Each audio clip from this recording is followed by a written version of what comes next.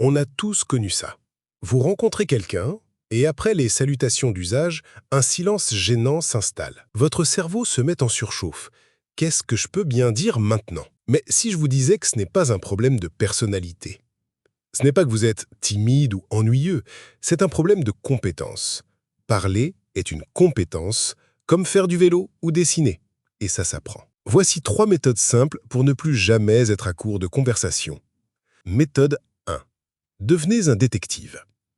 Imaginez que quelqu'un vous dise « J'ai passé un super week-end ». La mauvaise réponse « Ah, cool !» Fin de la conversation. La bonne approche, c'est de poser des questions ouvertes. Des questions qui ne peuvent pas avoir oui ou non comme seule réponse. « Oh, super!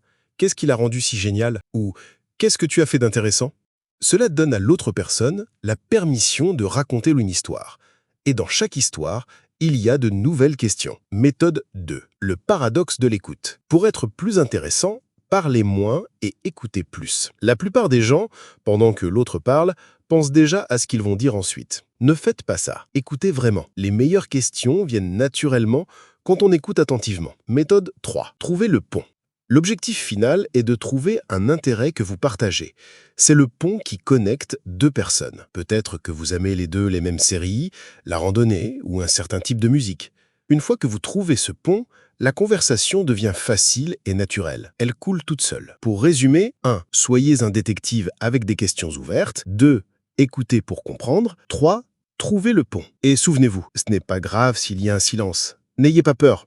C'est juste un moment pour respirer. Si cette vidéo vous a aidé, n'oubliez pas de liker et de vous abonner. À la prochaine!